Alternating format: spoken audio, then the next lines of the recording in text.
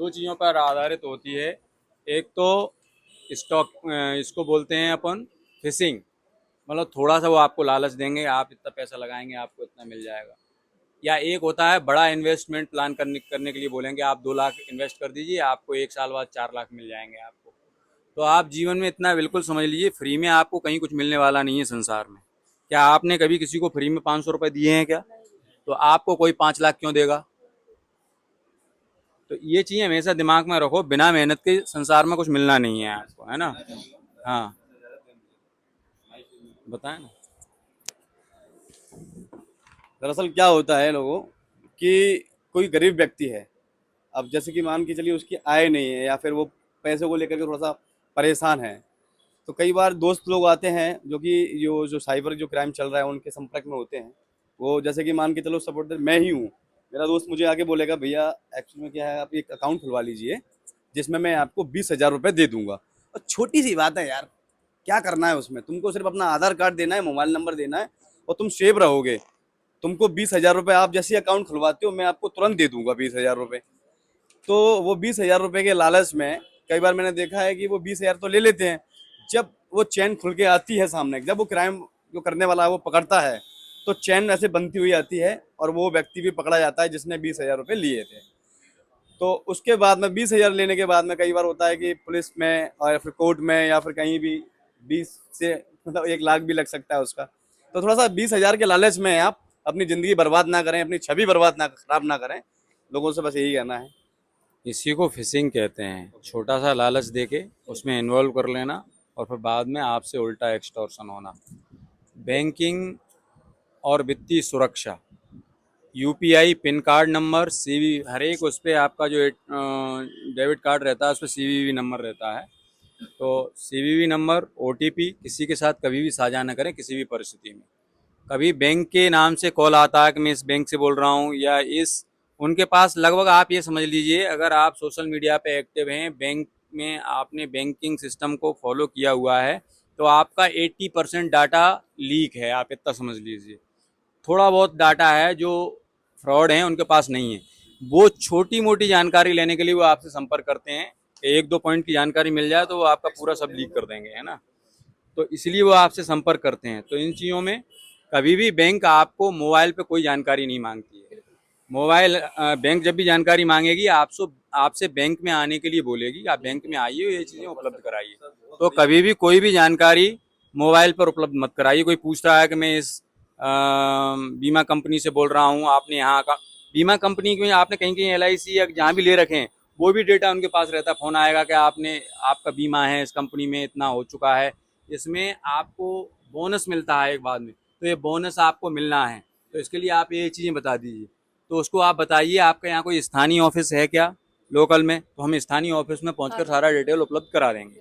कभी भी ये एक काल्पनिक दुनिया है, काल्पनिक दुनिया को वास्तविक मत समझिए। लोगों को लगता है कि बड़े बड़े प्रोफाइल लगा के बड़ी बड़ी चीज़ें करके कोई व्यक्ति वहाँ जो अपने आप को इंट्रोड्यूस करा रहा है, वो 80% लोग वो सही नहीं है, मान के चल लो, है ना, अच्छी तरह से। तो कौन सही है कौन गलत है, इसको आप व्यक्तिगत रूप से मिलें और मैनुअली पेपर वर्क के माध्यम से उसको वेरीफाई करें। बिना जाने पहचाने आप अपनी व्यक्तिगत जो सीक्रेसी है उसको ओपन ना करें। पहली बात तो ये समझ लो। दूसरा है अनजान लिंक से बचें। इसमें जो ट्रैकिंग पेज है, लॉटरी है, नकली ऑफर वाले जो लिंक हैं, उनको कभी भी क्लिक ना करें। कभी कोई आपको फ्री में, वो एक ही चीज़ है, फ्री में संसार में कुछ नहीं मिलता। एक मजदूर को आप सुबह से शाम तक लगाते रहते हैं, 10 से 12 घंटे, तब उसको 500 से 700 रुपये देते हैं आप। तो आपको फ्री में कोई क्यों देगा कुछ भी। बैंक खाता किराए पर न दें, वही चीज़ आ गई ना। तो किसी भी लालच में आकर अपना खाता दूसरों को देने पर आप कानूनी अपराध के जिम्मेदार हो सकते हैं। आप ये नहीं कह सकते कि हमें नहीं मालूम था, ये नहीं था, वो नहीं था। वो आपकी एक भी बात मान्य नहीं होगी। डिजिटल अरेस्ट जैसी कोई चीज़ नहीं होती है।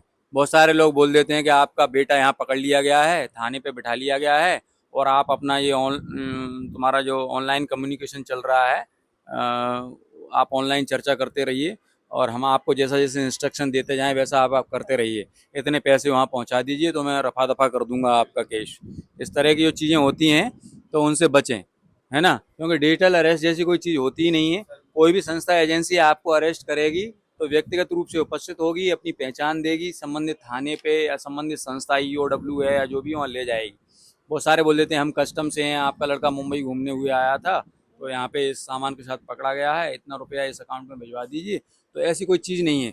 और उस समय आप तत्काल या तो अपने संबंधित जो परिचित व्यक्ति हैं जिस पर भरोसा करते हो उससे बात करिए, या पुलिस थाने पे या कंट्रोल रूम को बताइए, है ना। दूसरी चीज़ है कि पहचान की पुष्टि करें। परिचित की आवाज़ में पैसे मांगने या जानकारी करने वालों से पहले सामान्य के माध्यम से जांच कर लें। मेरा मतलब है पहले बहुत सारे लोग आजकल एआई के माध्यम से हूबहू आपकी आवाज़ में दूसरा व्यक्ति बात कर सकता है, तो आपका चेहरा भी होगा, आपके दोस्त का, मतलब जिसको आप पहचानते हैं। तो आप पहले उसके परिवार के अन्य सदस्य या किसी और से उसको वेरीफाई कर लें कि ये है क्या, इस तरह का है। तो इन चीज़ों से भी बचें। फर्जी नौकरी के ऑफर आते हैं, उनसे भी बचें। आप आइए, इस संस्था में इतना वो है, पहले इतना जमा कर दीजिए। आपकी लॉटरी निकली है 5 लाख की, पहले आपको 2,000 जमा करने पड़ेंगे, बाद में 10,000 जमा करने पड़ेंगे। और आप बोले ठीक है ये इतना हो गया, 20,000 और कर दो, ऐसे 30-35,000 जमा करा लेंगे, उसके बाद में वो गायब हो जाएगा, फिर उससे आपको संपर्क भी नहीं हो पाएगा, है ना। डिजिटल हाइजीन और तत्काल कार्रवाई। तो संदिग्ध फाइल्स हैं और जो फॉरवर्डिंग है उनको अपन फॉरवर्ड करते हैं, तो व्हाट्सएप टूल पे जो .apk फाइल्स आती हैं ना, डाउनलोड न करें। बिना पुष्टि किए गए कोई भी मीडिया फोटो फॉरवर्ड न करें। तुम्हारे पास कोई चीज़ आ जाती है, हमको शौक में लगता है कि हम बहुत बड़ा सोशल वर्क काम करते हैं और हम उसको फॉरवर्ड कर देते हैं, बोले बड़ी जागरूकता फैला रहे हैं, हमारा बहुत अच्छा उसमें योगदान हो जाएगा। तो जब तक उसको पुष्टि न हो जाए तब तक किसी ऐसी न्यूज़ को आप सर्कुलेट ना करें जो समाज में विभिन्न वर्गों के बीच में मतभेद पैदा करती हो, वर्ग संघर्ष की स्थिति पैदा करती हो, या शासन के विभिन्न जो कार्यक्रम हैं उनके विरुद्ध कोई अफवाह फैलाई जा रही हो। तो पहले पुष्टि कर लें उस चीज़ की।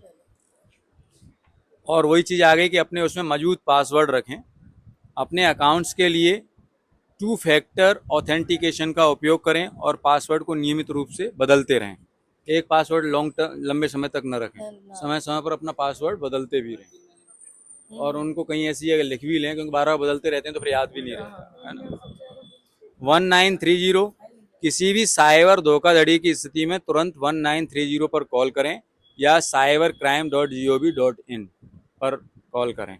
1 लाख से ज़्यादा की ठगी हुई है तो 1930 पर आप करेंगे तो वहीं से आपकी 0 FIR हो जाएगी, संबंधित थाने पुलिस स्टेशन को भेज दी जाएगी, आपको बुलाया जाएगा कि आप अपने डॉक्यूमेंट्स के साथ उपस्थित होइए और FIR रजिस्टर्ड हो जाएगी, अगर 1 लाख से ज़्यादा की ठगी है तो।